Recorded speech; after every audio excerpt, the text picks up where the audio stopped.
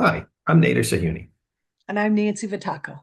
This is our last video in this series on social skills for student leaders. Today, we're going to be talking about boundaries. Boundaries are limits that we place on certain relationships. And there are two issues with boundaries that we want to discuss today. The first issue is that we need boundaries. We need them to stay fruitful for the long run in our relationships and in our ministries. For example, if we answer the phone every time someone expresses a need, we're going to be running around constantly meeting everyone's needs, and pretty soon we run out of steam. I remember my Jesuit spiritual director once told me that Satan shows up to good people as good, tempting them to do more good things, more than they really can do effectively. For example, if he sees a small group leader having a fruitful ministry, meeting the spiritual needs of their small group and caring for them, and it's going well, he starts to suggest, Satan starts to suggest additional needs here and there where the small group leader could be helpful.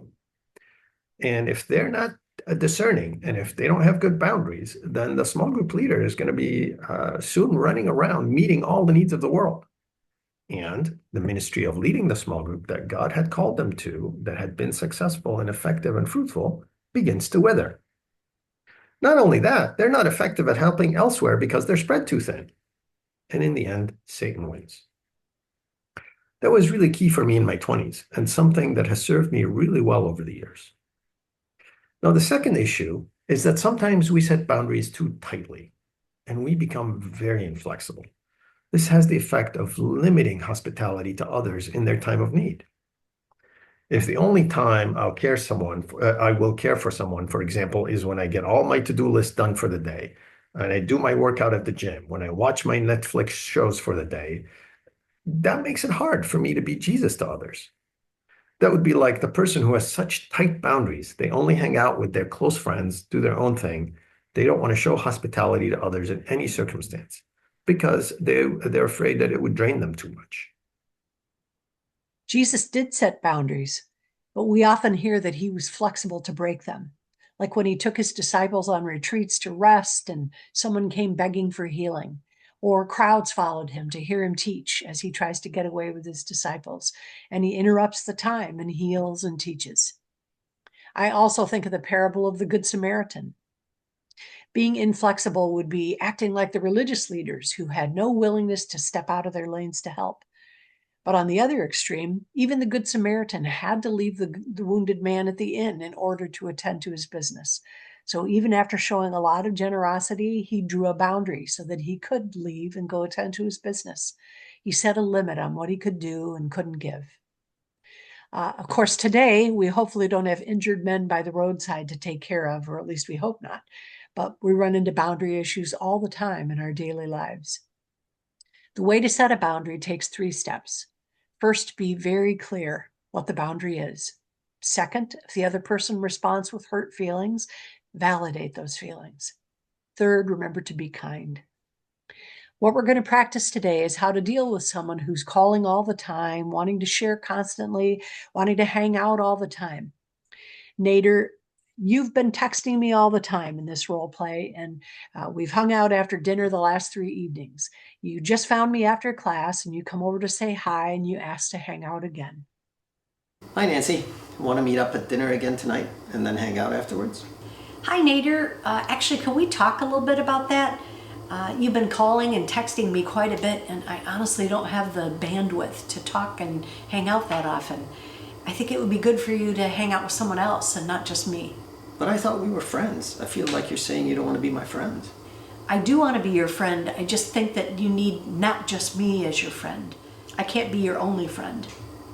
I have time to hang out like maybe once a week and maybe text once daily. That's about what I have margin for right now. Well, it seems like you don't value our friendship as much as I do. I understand. I won't bother you anymore. Man, I am sorry that it's coming across that way. I do want to be your friend and I do care about you. This is really more about balance that I need for my own life. I hope you can understand that. I guess I'm trying to understand. I'm not there yet. But let's wait and see how it works out. This role play illustrates how setting boundaries can be messy. There's no guarantee that all parties are going to receive them well. In fact, you should expect some pushback before things settle down. Referring back to our previous skills, focusing on humility, validating someone's feelings, responding graciously will go a long way towards protecting the relationship in the long run. Keeping in mind, it's also possible the other person may not know how to respond at all and just walk away or get triggered. We can't control how other people feel or how they act, but we can be kind and caring to the extent that they're able to receive it. If they get triggered, remember what you've learned about how to handle someone who's triggered. If they walk away, you can continue to invest in the friendship within the boundary you were setting. In other words, continue to talk to them once a week, text them once a day. They may no longer want the relationship on your terms, and that's okay.